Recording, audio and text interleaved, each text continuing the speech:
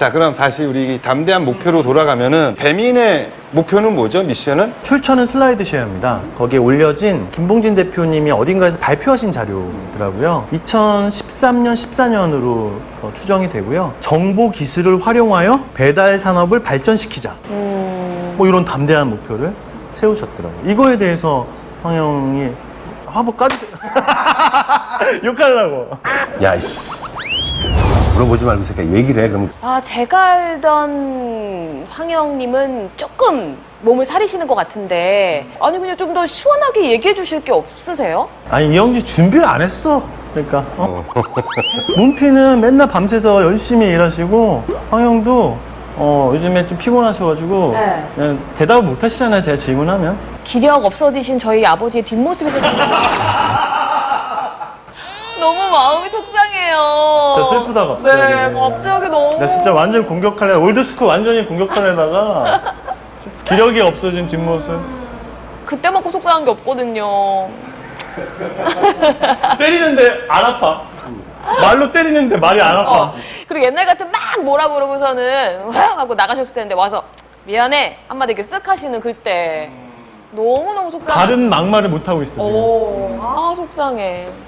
마음이 약해져서가 아니라 조금이라도 더 알게 되면 이게 쉽게 단정적으로 말하기 힘들어지는 게 있어요. 그렇죠, 그렇죠. 그러니까 제가 사장질이라고 표현을 할 때 제가 어떤 얘기를 한 적이 있냐면 동네 같은 자리에서 3년 이상 슈퍼마켓이든 구멍가게를 영위하는 젊을 절 잘 나갔을 시절에는 사장님이라고 부르기조차 싫었던 그런 분들도 존경하게 되더라. 뭐 이런 얘기를 했는데요. 배달의 민족이 가지는 고민도 있겠다 싶은 생각이 자꾸 드는 거예요. 브랜드로 놓고 봤을 때 사실은 우리 브랜드를 멋있게 커뮤니케이션하고 잘 관리하기 제일 좋은 게 어떤 조건이냐면 타겟 유저가 한정적이고 사용 빈도가 굉장히 높지 않고 그리고 고가품일 때. 그러니까 예를 들면 포르쉐 같은 건 브랜드 관리하기 쉬워요. 반면에 현대자동차는 무지 어렵잖아요. 열망, 에스피레이션을 자극하는 브랜드는 오히려 브랜딩하기가 좋은데 매일매일 일상생활에 하나의 그 요소로 자리 잡은 것을 브랜드로 관리하는 건 참 쉽지 않아요.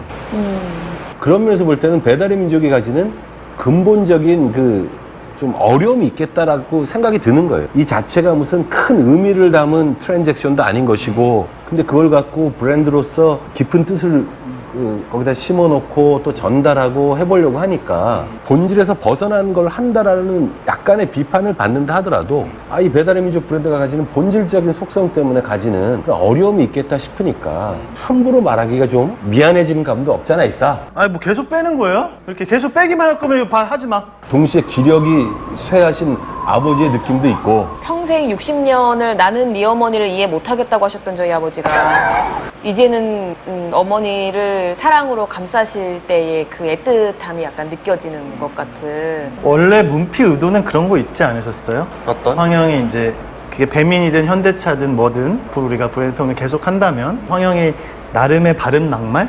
물론 맞고 틀리고는 없죠. 우리가 수학 공식이 아니니까 이 한 명의 개인의 의견일 뿐인 거죠. 삼행시 전체 의견이 아니라 어느 브랜드에 대해서 바른 막말을 해줬어. 근데 그 팬들이 당신이 뭔데 그래 당신이 해봐 약간 그런 것도 의도가 있지 않으세요? 있었죠. 황영이 이렇게 날이 안 서 있을 줄은 몰랐지. 그리고 지금 우리가 계속 갈구고 있는 거예요. 나올 거야. 조만간 나오게 될 거야. 근데 황영 예전에 제가 그때 같이 컨설팅하고 이럴 때 이베이가 어떤 뭐 비전? 혼을 담은 구라치식도 완전 멋있었는데 이베이는 어떤 브랜드 신념 비전을 갖고 있나요? 이베이가 처음에 론칭하고 났을 때 바로 이제 비전 스테이트먼트를 썼습니다. 근데 흥 소장 얘기대로 우리 브랜드가 세상을 향해 그 전달하고픈 담대한 이야기 좀 오래됐어요. BHAG고 BHAG가 뭐의 약자라고? Big, Hairy, Audacious Goal. 크고 복잡하고 담대한 목표 뭐 이런 거였거든요. 그래서 그때 그 이베이가 처음에 내세웠던 건 글로벌 차원에서 이코노믹 데모크라시를 실현하겠다 이런 거였어요. 즉 일반적으로 상거래가 일어나는 게 아니라 아이디어만 있고 아이디어만 좋고 제품만 좋으면 누구나 팔고 그래서 자기도 수익을 얻고 하는 그런 경제 민주화를 하겠다 이렇게 얘기를 했던 거거든요. 그게 이제 오픈 마켓플레이스의 기본적인 정신이기도 하고 그런 측면에서 BHAG 관점에서 배달의 민족은 뭐라고 얘기했다고요? 제가 슬라이드 쉐어라는 곳에 그 플랫폼 안에서 발표 자료를 다시 찾아봤더니 정보 기술을 활용하여 배달 산업을 발전시키겠다. 배민다움이라는 책에는 그 얘기가 나오더라고요. 배달 음식을 단순히 끼니를 때우는 하찮은 음식이 아니라 재정의를 하자. 우리가 보는 배달 음식은 사랑하는 사람과 나누는 행복한 시간. 좀 간지러웠어요. 근데 그 뒤에 커뮤니케이션을 참 잘하는 거죠. 타겟을 그냥 연령대로 찢는 게 아니라 취향, 뭐 라이프 스타일, 컨텐츠에 대한 반응에 따라서 나눴대요. 컨텐츠적으로 무한도전 같은 짤을 좋아하는 세대. 회사원으로 치면 그 팀의 막내 사원. 예를 들어 오늘 야근해야 돼. 민아야 오늘 여기 야식 좀 시켜라.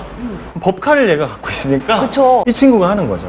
그런 어떤 성향과 진지충 이런 걸 싫어하는 사람들을 아예 타겟팅했다라고 그 책에는 나와 있고요.